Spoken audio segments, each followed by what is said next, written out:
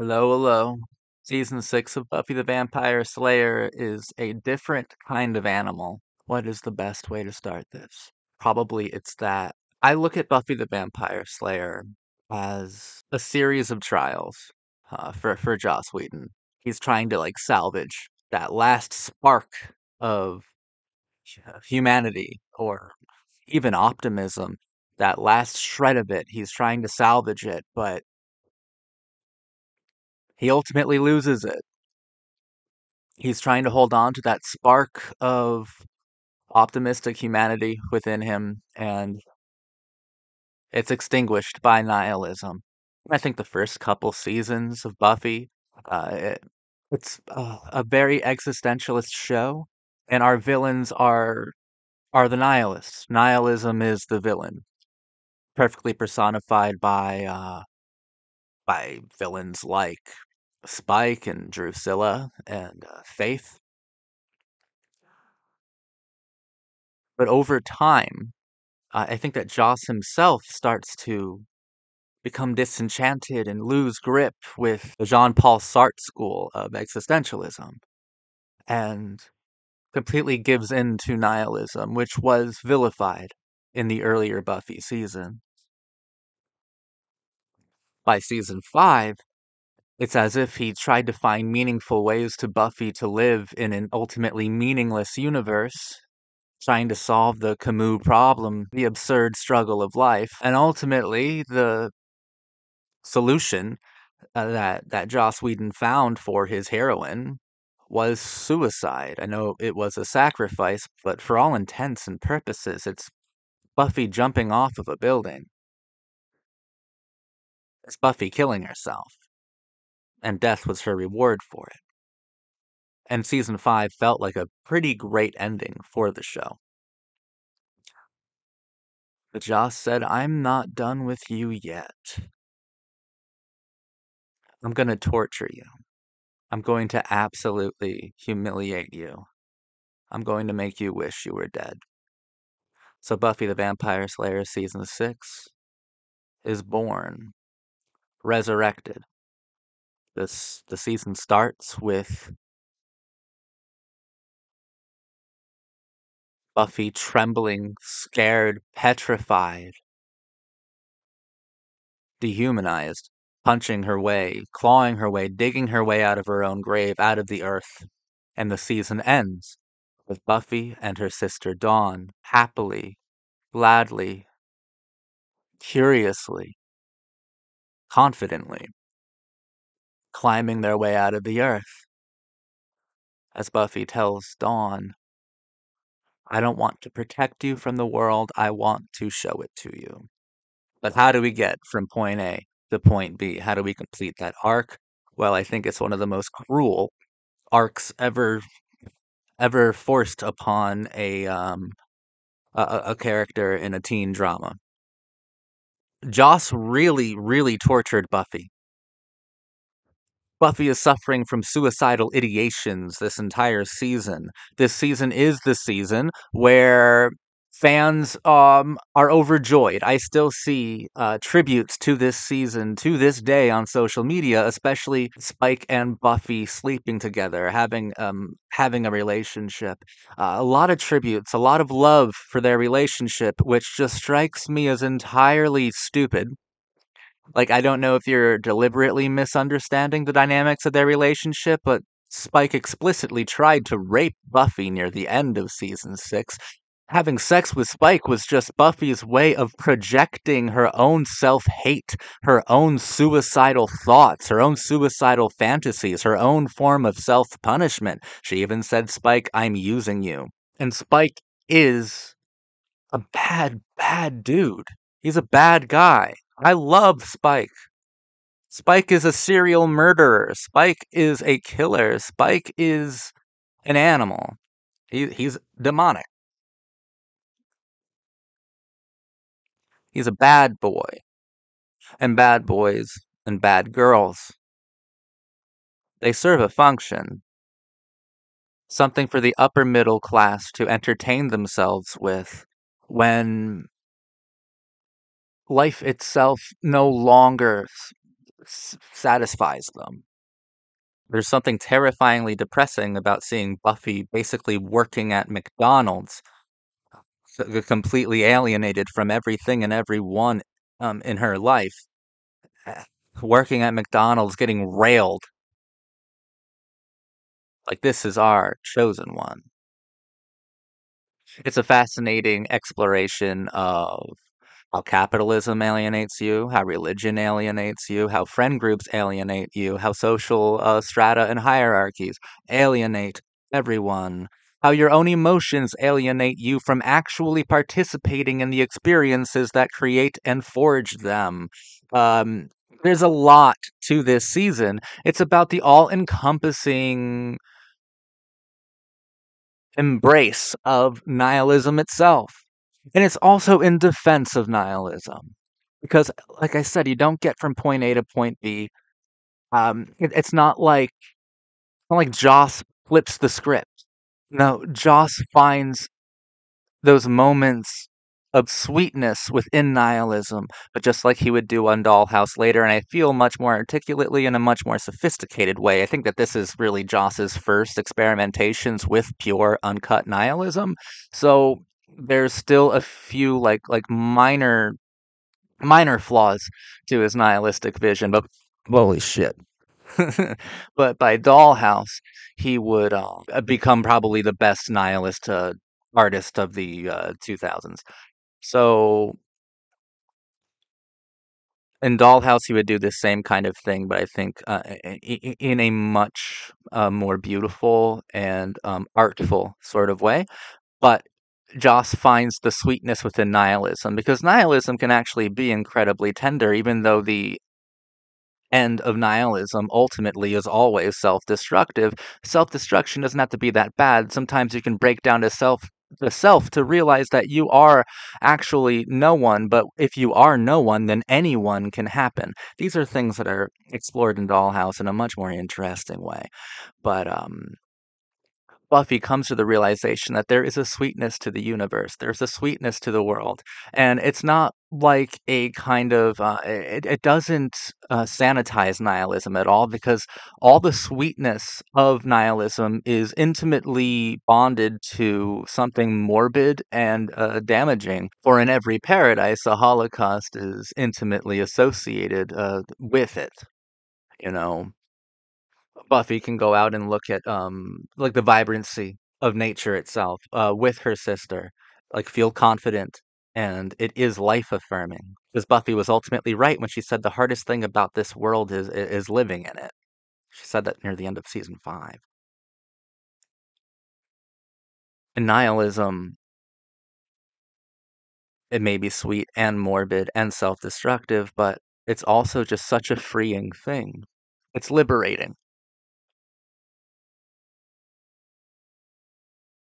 And our bodies are unique. And our bodies are keepsakes, mementos, containers of experiences. And you can fill those as sweet experiences, or you could fill those with damaged and demented ones. No matter what, you're going to have your fair share of both within your body.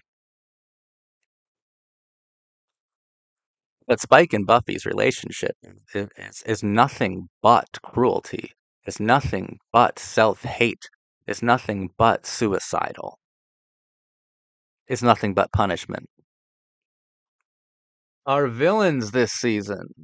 Um, we have two primary villains, two of them, and they are both weaponized nerds from high school on killing sprees.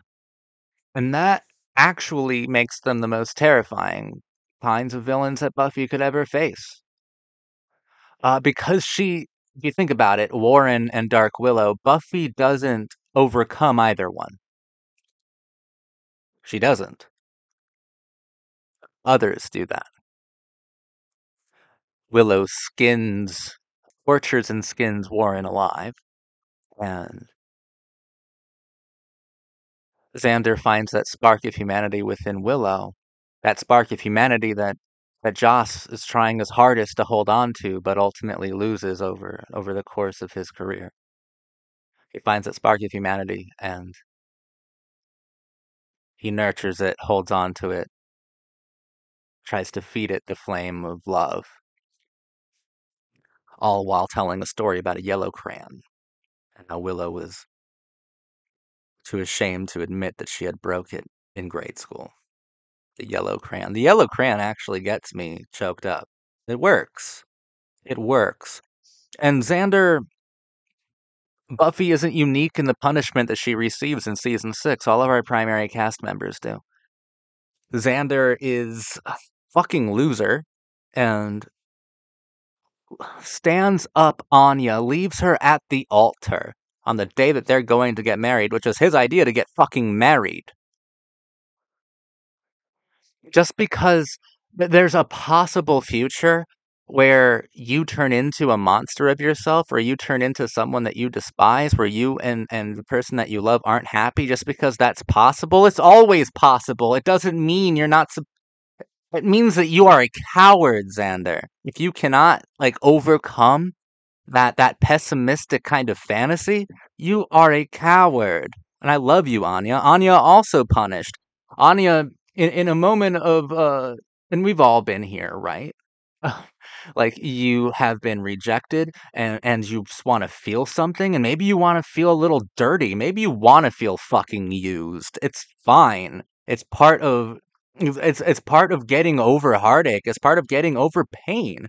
So in a moment of weakness, or in a moment of actual humanity from this vengeance demon, she and Spike hook up, and it's kind of humiliating, mostly for Xander, a person who's always ridiculed Spike, telling him that no woman with any sort of integrity or decency would ever find him remotely sexually attractive.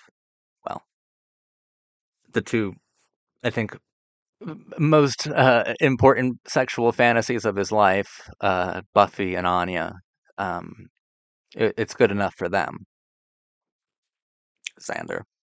Fuck you, Xander, anyway. But the ending of the Yellow Crayon really gets me. It really gets me. Warren is the leader of the trio comprised of Warren, Jonathan, and Andrew. My most unpopular Buffy opinion probably is that I like Andrew. I think Andrew is funny. I think Tom Lenk is a pretty funny actor. And he's good in season 7. He's a lot better in season 7. But even here, he's got some great deliveries, some great comedic timing. I mean, and his story is interesting too because it is an erotic kind of like sexual power that Warren has over Andrew. And it's not explored too deeply, but it definitely adds to the complications of this season. Definitely to the sexual dynamics of power. This season is very interested in power. Um, because for every sweet thing about nihilism, which is like freeing and being able to be vulnerable, there's also its opposite, which is just being able to be a tyrant and powerful and obnoxiously psychotic, which the trio certainly were. Warren, oh man, these are three incels, and Warren in particular is a psychotic misogynist. Uh, and we knew this from season 5, where he first appeared making sex dolls that he abandoned. Um, and it's just kind of cemented in season 6 when he where he tries to mind control his ex-girlfriend into a sex slave for him and his buds, and he ends up beating her to death. He hates women. He's a psychopath. And he's a nerd from high school. Like when he gets all of these like powers from like these stones, he goes up to a person who used to bully him in high school and be like, "Remember me? Remember I'm Warren. Remember me?" And like he, it is so Columbine energy. It is so school shooter energy. like unmistakably. But let's not forget that Willow is the same. Dark Willow talks about how Willow was made fun of. Willow was a nerd, but not anymore. I'm powerful now. She's psychotic and homicidal. But Warren is a woman hating psychopath. He kills Tara, shoots her accidentally, but he fucking fired the bullet, didn't he? And he tried to kill Buffy. Almost did kill Buffy. Calls a lot of women bitches, especially when he's trying to kill them.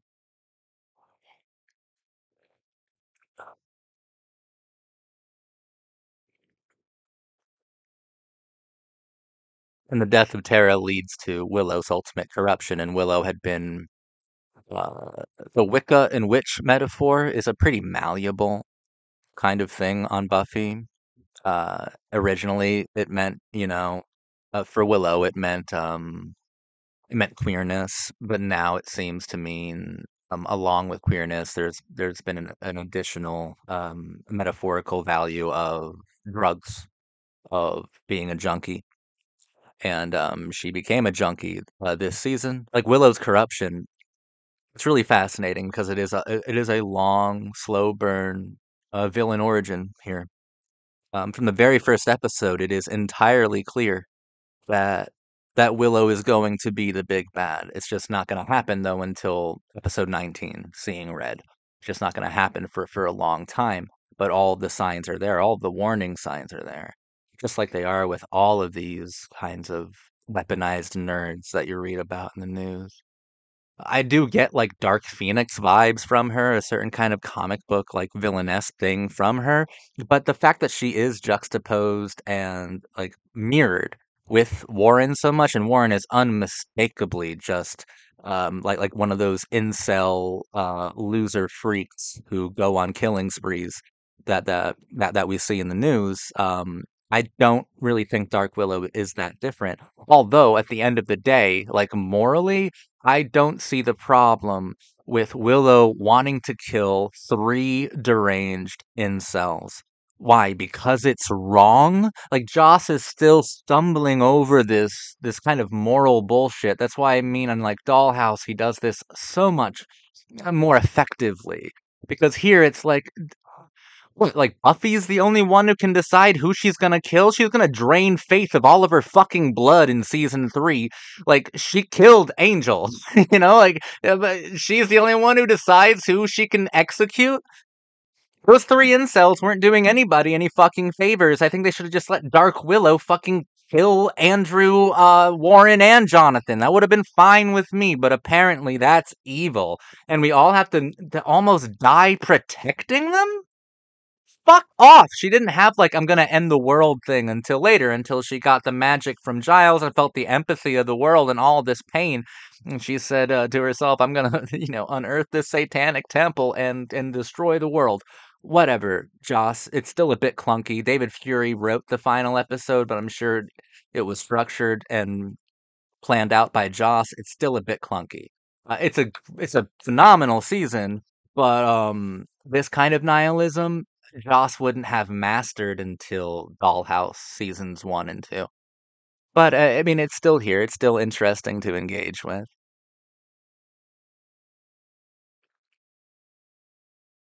But Joss and all the writers, Buffy season 6 tried to corrupt every single character on the show, but you can't corrupt Tara. Faith and Tara are my favorite Buffy the Vampire Slayer characters. They're my favorite characters on the entire show. Tara, she's just so sweet. She is such a good person. And I mean, I think she is incorruptible. I think that like her love of Willow is so defining for her that she finds so much value in her love for Willow that that love kind of comes to define who Tara is, and that is such a tender thing, and it's such a truthful thing, and it's such an ego-less thing. Like there is no narcissism to Tara. This girl uh, who stutters, who has too much anxiety to speak up.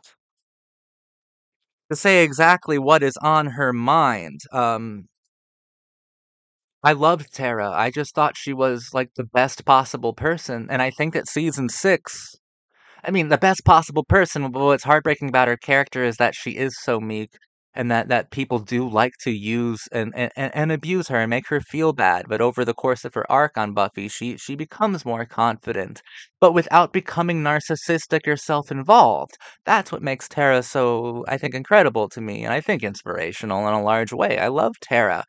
And the writers understood the Tara that they constructed, which means they knew that Tara is incorruptible. That doesn't mean Tara gets away without a scar.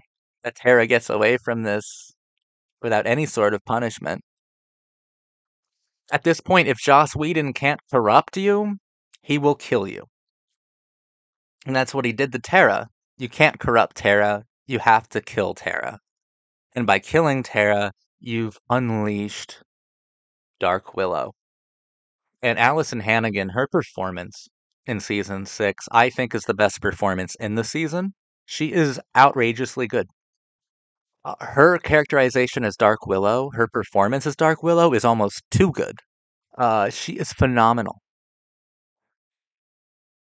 Psychotic, petty,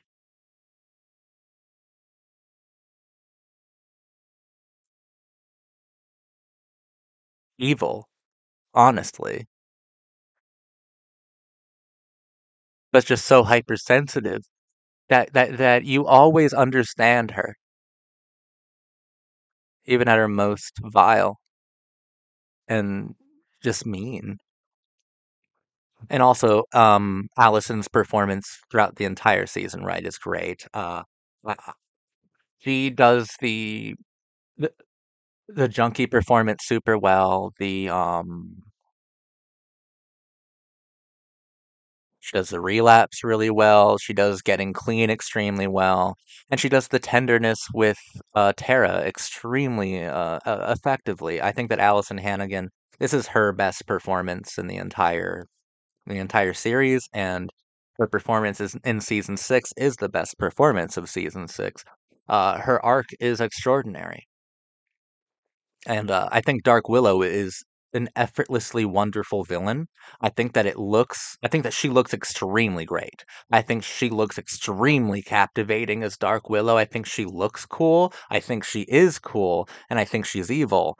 And I wish I got to see a little bit more of her, but it's kind of the less is more approach, which works for Dark Willow because it's like a switch is hit. And Willow doesn't live here anymore. I love Dark Willow. But Dark Willow is a psychopath on a killing spree. He's a psychotic nerd on a killing spree.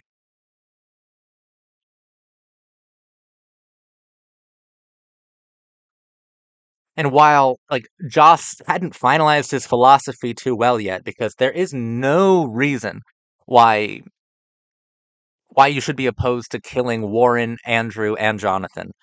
They were all complicit in pretty terrible fucking things. That there is no reason why why we shouldn't see those people die. So, like, an apocalyptic event is set upon us, is thrust upon us, and then we can agree with Xander, and then we can understand. Joss and David Fury, they both had to do that because they understood that their philosophical argument wasn't a winning one. Just kill Andrew and Jonathan. End of Dark Willow arc. Fine. Who gives a fuck about those two deranged incels who are gonna fucking rape?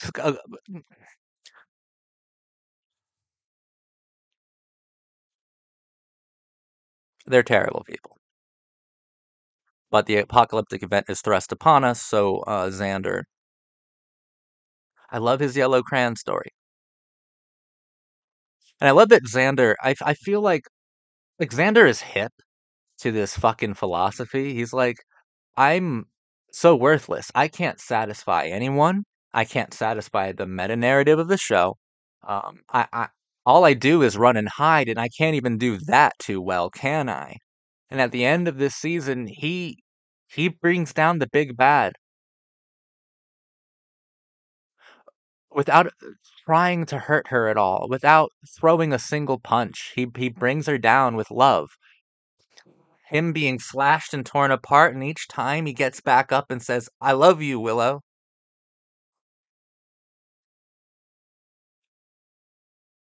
I think Joss knows that nihilism is inescapable, but he's also intimately familiar with the sweetness within nihilism. There's a lot of morbid shit in nihilism, but there's a sweetness in it that we have to nurture, that we have to foster, that we have to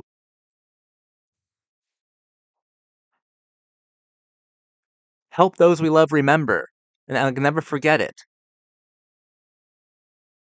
Our bodies can be containers for nihilism, but there's a sweetness within it. Just like Buffy showing the world to Dawn,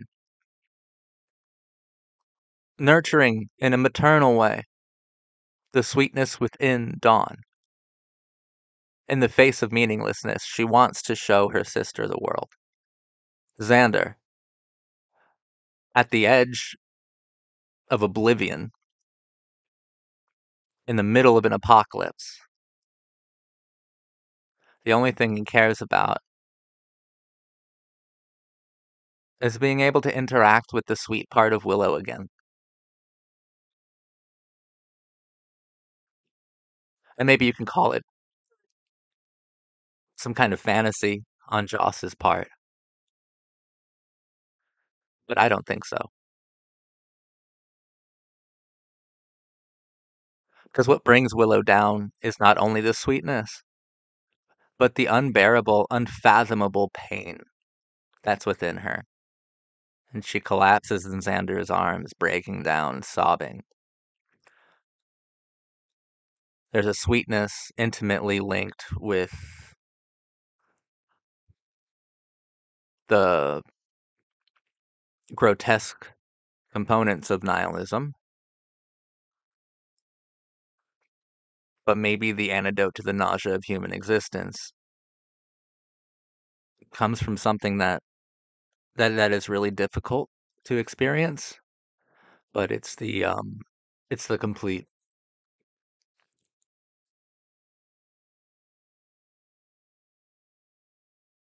marriage of those two. Marriage, union, relationships being a pretty big part of Buffy. It's about tying meaninglessness to meaning itself. Once More with Feeling was a huge episode this season. Written and directed by Joss Whedon, some amazing songs. My favorite song is Walk Through the Fire. Every song is so deeply nihilistic because even Walk Through the Fire, it's like, well, life is just walking through the fire because what else can we do? We will never learn. Some people never learn. You just have to walk through the fire and let it burn. That's the human experience. A phenomenal episode, one of the best Buffy episodes, one of the most loved ones, and it's for a good reason because it is one of the best episodes of Buffy on the planet. Thank God Dark Willow had Xander. It began with Willow bringing Buffy out of the earth, and it ended with her putting her back in it. Thank God Dark Willow had Xander.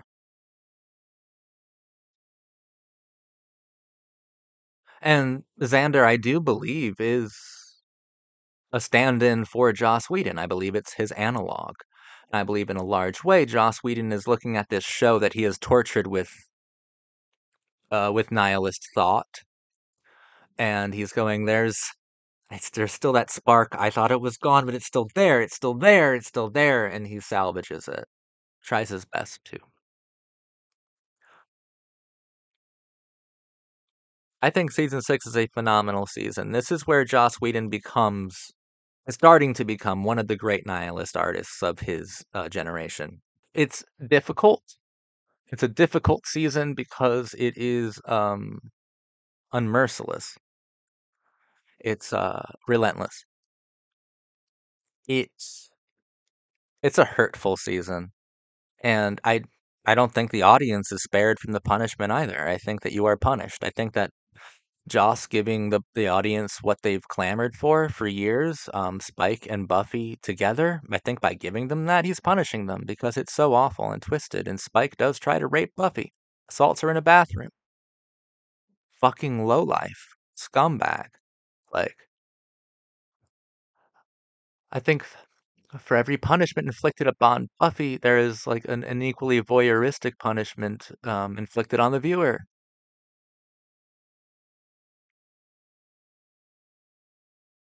I actually think Xander talks us all off that cliff, off that ledge. I think that Xander is a great, is a great nihilistic negotiator. And by that extension, so is Joss Whedon. Nihilism is undeniable. Nihilism is self-destructive.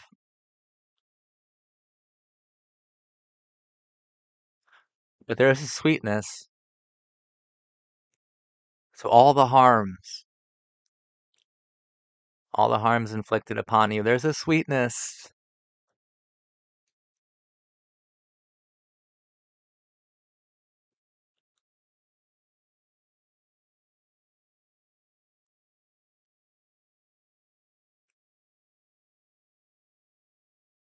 The yellow crayon.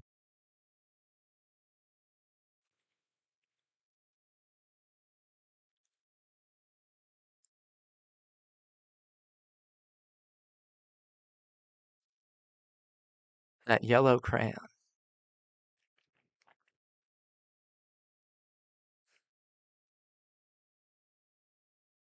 I'll always remember that stupid yellow crayon because it means a lot to me.